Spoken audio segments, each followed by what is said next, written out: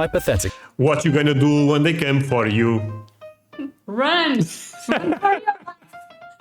But it will be crazy difficult. And another thing, there is more guns than people in America. Sarah, I have a question. Tell me. Who do you think wins in a war between America versus the rest of the world? America is fighting the war alone.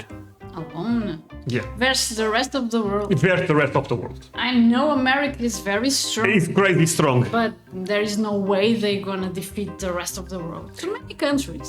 Yeah, I think you may be surprised. But we shall see, right? Say hello to our friends. Hi guys! My friends, thank you so much for all the support. We really appreciate that. Sarah, they prefer that I react with you, and I prefer to react with you. Thank you guys. My friends, actually, not my friends. They are my friends. They are our friends. Our friends, yeah. Ask them for the most important thing. Thumbs up, leave a like. And if they subscribe, You make our day. perfect. Link for the original video below, and let's see who wins. Yes. A superpower can be defined as a state with the ability to project power or exert influence on a global scale, usually in more than one region at a time. The United States has been the world's sole superpower since the fall of the Soviet Union in 1991, holding an unrivaled degree of economic and military dominance around the globe. I think this is no surprise, right? We know that America kind of runs the world. People even say it's the cops of the world, the police of the world. So we are kind of aware of this. Today, with the rise of China, the US still remains by far the most powerful country, still far outstripping competitors in national power. But China is the biggest rival. It's not Russia anymore, it's China. Okay. Still has 3 times China's wealth and 5 times its military capabilities. And that's not to mention its enormous advantages in geography, demographics, and more. All things considered, it doesn't China have more people? No, quite more people, yeah. The population is bigger. They are in the billions. America is 300 million or something. But honestly, does not matter that much because they have technology. They are super ahead. It's not a good competition, honestly. But China is becoming a bit more close. I think even Americans tend to agree with that. Seem likely that the US is losing its status as global hegemon anytime soon. But hypothetically, what Did you saw that? Sarah, I have a song for that. Pay attention. losing its status as global hegemon anytime Pay soon? attention. But hypothetically, What you gonna do when they come for you? Run! Run for your life. what would happen if America found itself in a conflict against the entire rest of the world? Think about this. Putting America against China, not a competition. Putting America against Europe, Portugal puts a fight, but it's not a competition. Puts a fight. No, I'm joking. Okay. But basically, there is no rival at the end of the day. Okay. So what this video tries, think about this scenario. Okay. They are putting the rest of the world, I don't know how many countries, but a stupid amount of countries against just one country. Too many. Too many. It's impossible. I honestly- United States to win. I reacted to this video back in the day. I don't remember who wins. I'm not even saying this because I actually don't remember. I'm pretty sure America will put a fight, but maybe they lose actually. I'm not even sure. Countries still have the power to achieve victory, or would it be worn down and defeated? Today, we'll take a closer look at these questions with a USA versus the world wargame. First, it goes without saying that such a scenario is extremely unlikely, if not downright impossible, during our lifetimes. Because of its diplomatic and economic ties around the world, as well as its huge arsenal of nuclear weapons, the US has almost entirely removed the possibility of real war with Europe and many other countries. But playing out the remote possibility— In a weird way, nuclear weapons, they scare everyone, so no one fights. It's kind of crazy, but they work. It's just a power thing. It's a power thing, but Be careful, I have... but you never attack a country with nuclear weapons unless you are crazy. I mean, Yes. Ability still shows us a lot about US power and how it might look in the coming years. Exactly. For the purpose Show of this you video, you have we'll power. exclude nuclear weapons and assume that such a conflict would break out after a period of heightened global tensions rather than as a surprise attack. So who would really matter? The biggest challenges to the US in terms of actual military capability would certainly be China. Western European nations would be a close second, as they are wealthy and have stockpiles of advanced weapons and tech.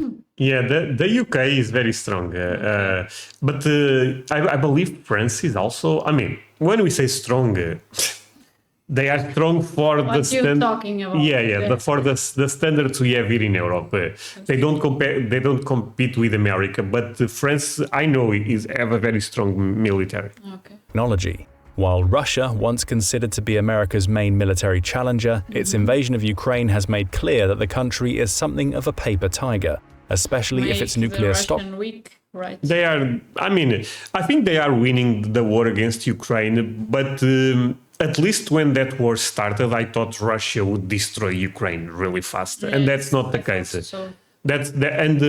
Ukraine puts a fight with American weapons, with a lot of American weapons that are not even that great for American standards nowadays. They are giving old weapons. So, imagine if they have the best weapons like America have, it will not be close. Pile is out of the equation. India is another potential player, with the world's largest population and it's crazy, yeah. That's why.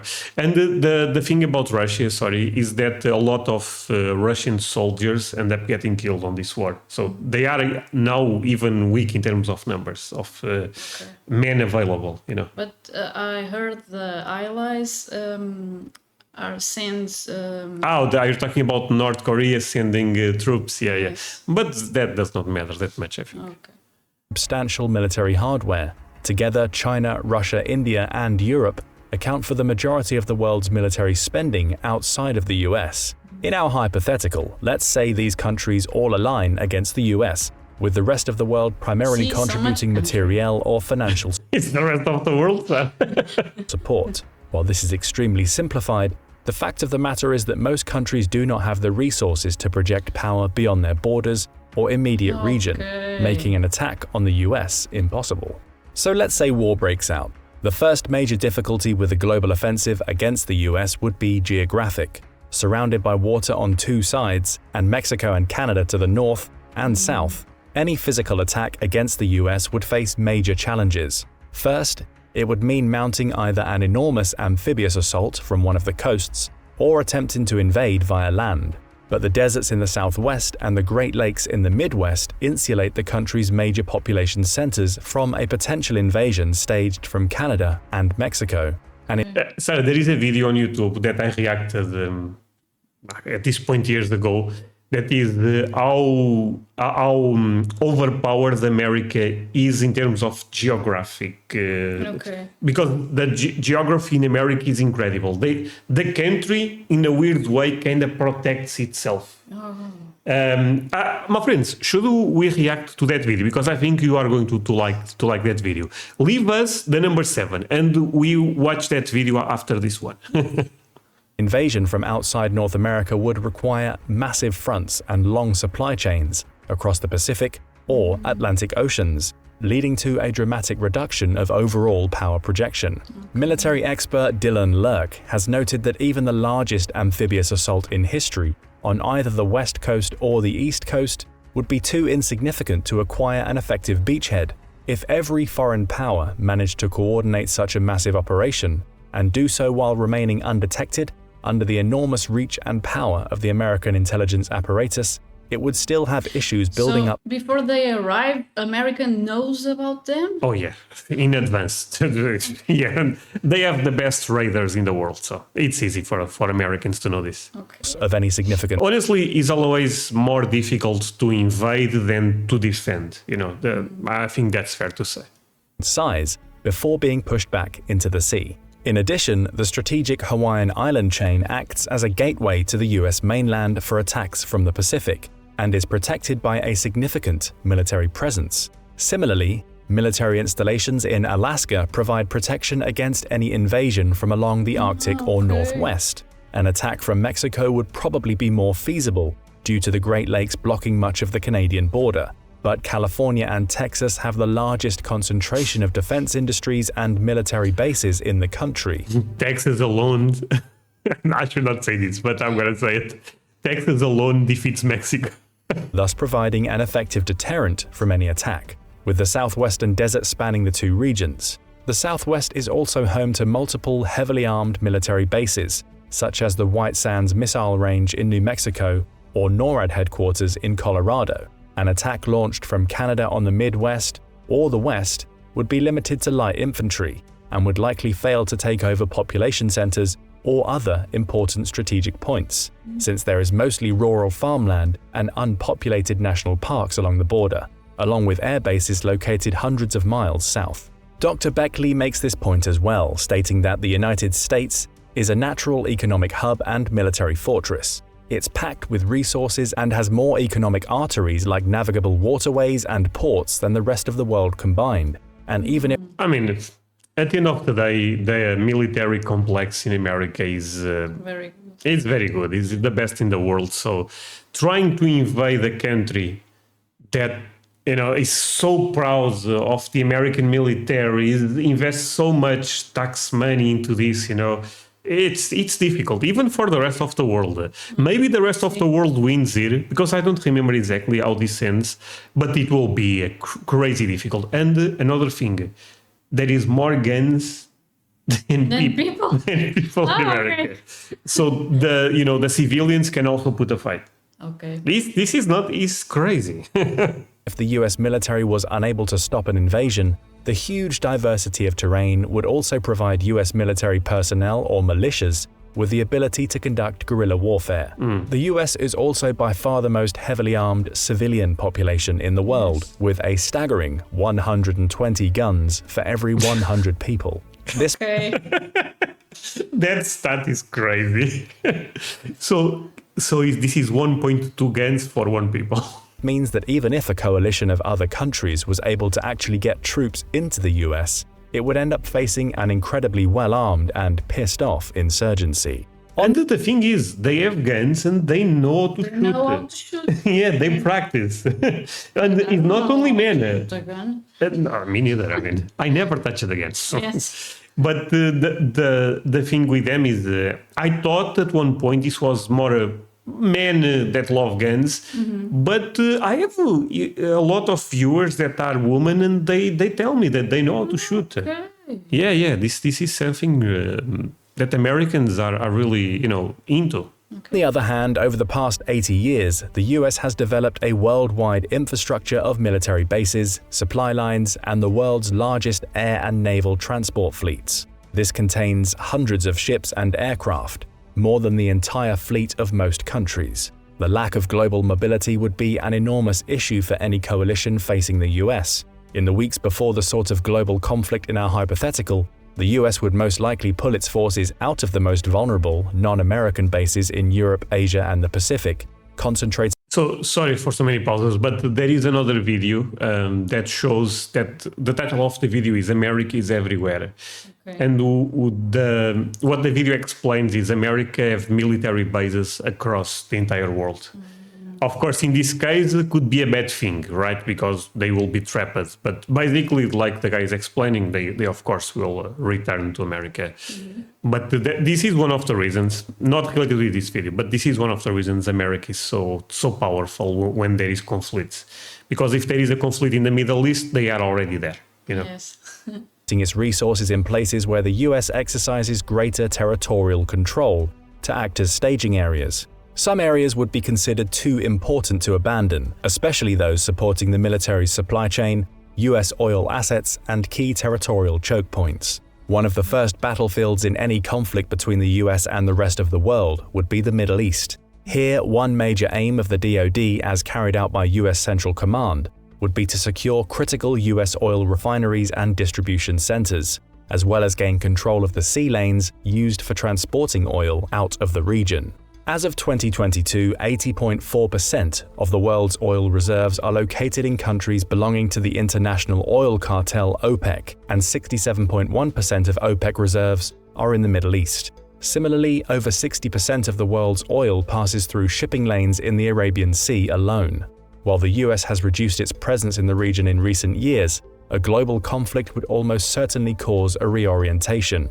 Possessing the world's 12th largest oil reserves means that the US could theoretically go self-sufficient in wartime, but control I was not aware of this. I mean, American can be self-sufficient when it comes to oil. In Texas, they say there is so much oil. That is important. No, that's crucial. Because if the other countries don't give oil to America, yes, I mean, but the fact that they can produce energy this way, it's impressive.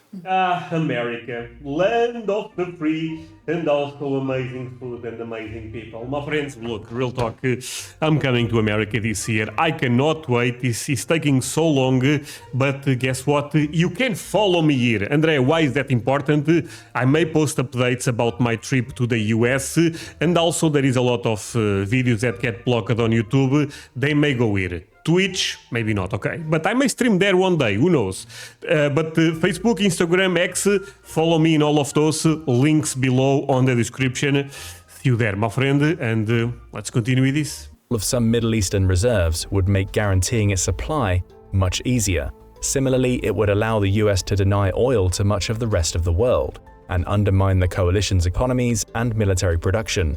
Europe, which would represent the US's most significant adversary, receives a significant amount of its crude oil and natural gas from the Middle East. This means that US military control of the region would harm Europe's ability to sustain a war effort for any extended period of time. China would face a similar issue, as over half of all its oil comes from the Middle East, making See, that's the crazy thing, because think about this. Europe, China, and America. Those are the three major players, right, in this war. And China and Europe don't have oil. Yes. They rely on the Middle East. If America destroys the Middle East, America, they have control. No, and because if they really destroy the oil in the Middle East, and if they are self-sufficient on America oil, those countries they cannot do nothing. I guess Russia may give those countries oil, but this is oil can arrange the world if you think about. Yes. the region among one of the most likely fronts in a global war with the US. At the start of the conflict, the US would first strike at oil-related facilities across the Middle East, using carrier-based strike destroying- aircraft plus medium and long-range ballistic missiles. US power projection means that even without bases in Afghanistan, the military could easily hit targets anywhere from the Mediterranean to the Strait of Hormuz. While regional powers could offer some resistance, none of them have anywhere close to the manpower or firepower needed to stop the US in an all-out war. While Israel, Saudi Arabia, the UAE, and several others do have modern fighter jets and other weaponry, even they would not last very long up against the might of the DoD. And because each is an independent country, intelligence and resource sharing among them would also be limited, further reducing the region's ability to stand up to the US in a shooting war. Most of their assets' signals would also likely be jammed by America's powerful electronic warfare capabilities, which would disrupt enemy communications, targeting, and guidance systems across the region. The greatest threat to US control of the Middle East in our scenario comes from ground-based air defenses, as even older systems can shoot unsuspecting fighter jets from the sky. However, unlike Russia's recent experience in Ukraine, the US has actually proven that it can effectively destroy another nation's air defense network, as it And the thing with those jets, the B-2 bombers, the one that is very famous now, the big one that looks like some type of alien. I showed to you that Yeah, I remember. the alien space type of jet, not jet, of plane they have. They are, at least I believe most of them are stealth and undetectable. They can be on top of you and you have no idea. That's why they can go to those countries and destroy that. Without everyone see. Yeah, they are not detected. It's crazy. did during Desert Storm in the 1990s. Today this might be even easier due to the enormous arsenal of drones the US has access to. Most US losses in the air would likely come from such drones, as well as fourth-generation jets like the F-15, while its more modern F-18s and F-22s could evade all but the best air defense systems. After establishing air superiority, the US would then work to control all choke points into and out of the region, especially the easily blocked Suez Canal, where over 12% of global trade passes through. If it was able to effectively keep regional control over the Middle East and its resources, the US would have a decent shot at winning against the rest of the world. A second major battlefield would be the Pacific, where the US would probably use its fleet to keep China and other East Asian nations contained and stop them from attacking the West Coast. This could mean either a blockade of major trade and supply routes, as well as using islands like Hawaii and Guam to stage its own offensives. It would also utilize its fleet of aircraft carriers heavily in the Asia-Pacific region. As of this video, there are 47 aircraft carriers around the world. The largest 11 of these are all nuclear-powered carriers belonging to the US, which have more than twice the combined 47, America owns 11. total deck space of every other country combined. The Pacific Fleet fields 7 of these, and in a global war could use them to deny access to anything approaching the US mainland. Again, oil would be another top concern, and the US could use its massive navy to gain control of the Strait of Malacca. See, that's the thing. They end up using the Air Force to destroy the Middle East, and they protect the ocean with the Navy. Because they can use... They are strong everywhere, in the ocean, in the air, on the land, forget about it. They are so well prepared, it's crazy. Which carries up to 40% of the world's trade every year. While less easily choked off than the Suez Canal, a US blockade of this waterway would also devastate most economies in Asia, giving the US serious economic leverage over China, India, and others. The US would also likely exert its naval power in the South China Sea, which it could use to launch strikes against China, Japan, the Philippines, or any other regional power. Heavy fighting would ensue across the sea and air domains all around the South China Sea, and could account for the heaviest US casualties in any theater of this hypothetical war. Another potential target is Taiwan, where over 90% of the world's advanced microchips are currently fabricated. The US might even need to seize and try to occupy the island to stop the global coalition from dominating the production of modern electronics. To do so, the US would inevitably have to challenge. So this is why Taiwan is so important to China? Yeah, because they have great technology in Taiwan. Everything is about technology at the end of the day, because they have ships that no other country can produce. And look, I shared this a couple of times in the channel. This could be if America really protects Taiwan, this could be the start of the World War III. Of World War III, because China, from what I understand, not China, Taiwan, from what I understand, is very important to America. This small island can be crazy crucial for the world. China as well. Chinese air defenses and ballistic missile capabilities are already powerful alone, and if combined with the assets of every other country in the region, could potentially pose a problem for the US. The naval base on Guam would be especially vulnerable to strikes by ballistic missiles, which could overwhelm its limited air defenses. Even so, the US Navy is so powerful that every country in the East Pacific combined would be occupied with fending it off, and probably could not launch their own strikes on the US mainland. And because the US Navy is larger than those of the next 8 countries combined, it could easily fight in 2 or 3 theaters at once, making simultaneous blockades of Europe, the Middle East, and Asia-Pacific a real possibility. Another aspect of a global war would involve submarines, which unsurprisingly the US has more of than almost anyone else. Its fleet contains everything. So if I was telling you that the B-2 bomber is stealth, submarines are, I believe, are even more stealth. 53 fast attack submarines, 14 nuclear-capable ballistic missile subs, and 4 guided missile subs. Even without using the world-ending nuclear capabilities of an Ohio-class submarine, this massive fleet would allow the US to launch stealth attacks on enemy naval vessels anywhere in the world, completely undetected. While America would be far more hard-pressed to fend off a global coalition on the ground, at sea the US stands a much better chance of victory. A third global area of battle would be the Americas, where the US would have the greatest ability to marshal forces and project power. And because Mexico, Canada, and other countries in the region are far less powerful, there is a good chance the US could blockade, control, or destroy the majority of their military and economic resources. Canada and Venezuela are both obvious targets because of their status as oil producers, and in a global war the US would probably aim to shut down or take control of resources in both. Another obvious target is the Panama Canal, which serves as the gateway between the Atlantic and Pacific, and where 40% of all US container shipping flows through.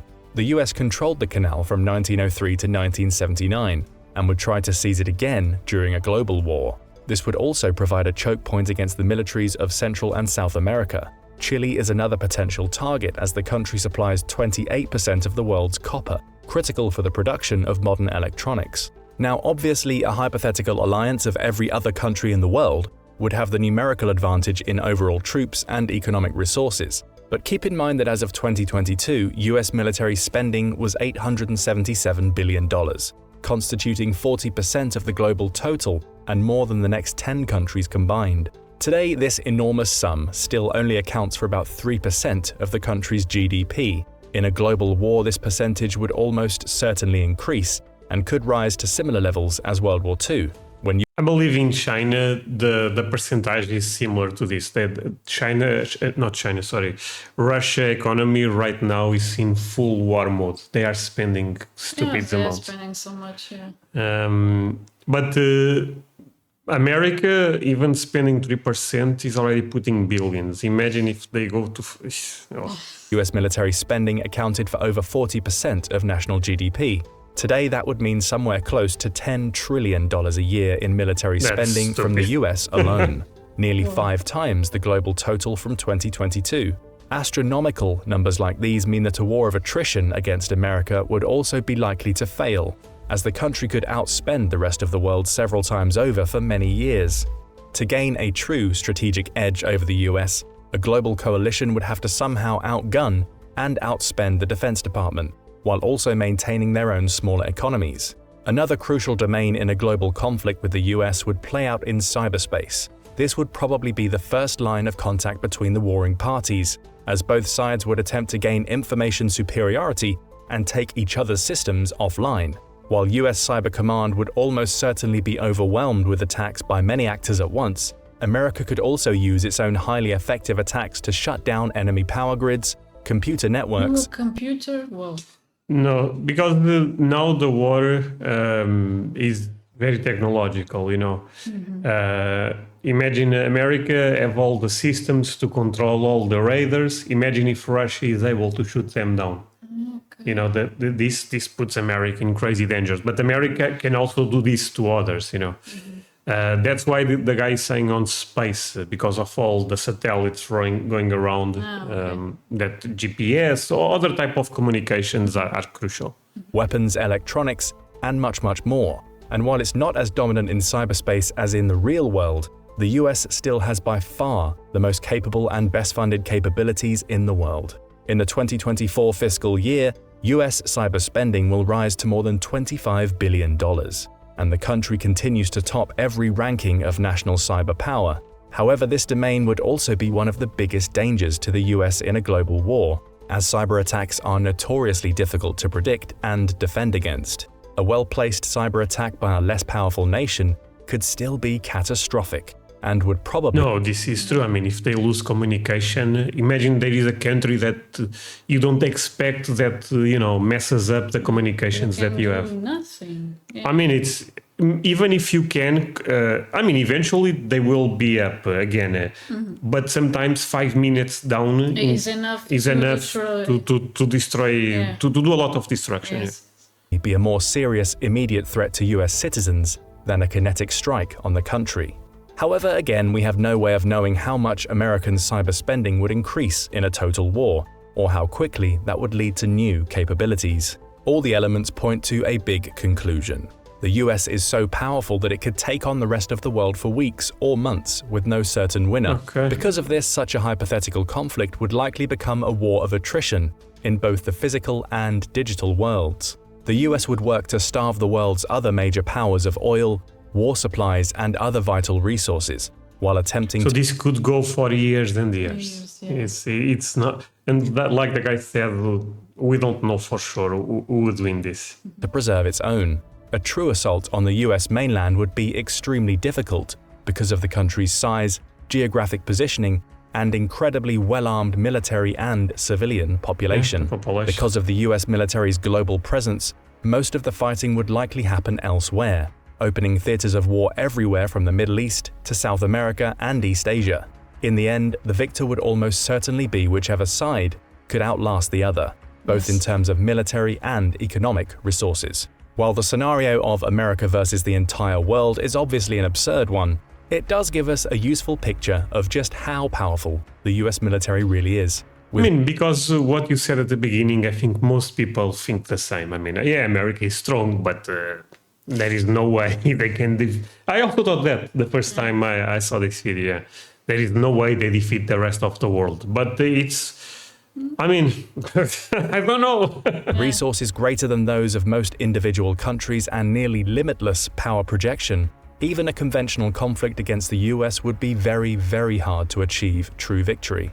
Add in the country's continued dominance in cyberspace, and it's not all clear whether the rest of the world would actually be able to win such a war. And all of the speculation above excludes the most powerful part of the equation: nuclear weapons. Because of the principle of mutually assured destruction, no country really wants to use them today. However, it's worth noting that the US has over 1,400 actively deployed nukes. Yeah, but here I don't think is fair in the sense that if we start shooting nuclear weapons, we destroy the entire world. Yes. No one wins here.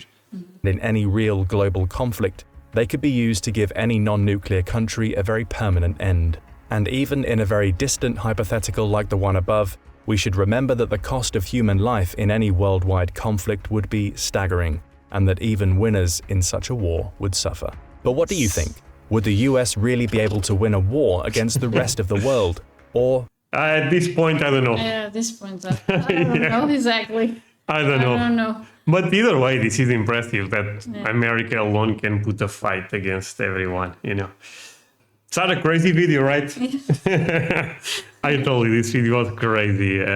But yeah, thank you so much, my friends. Say goodbye to our friends. Bye, guys. Our friends, see you guys in the next one. Bye.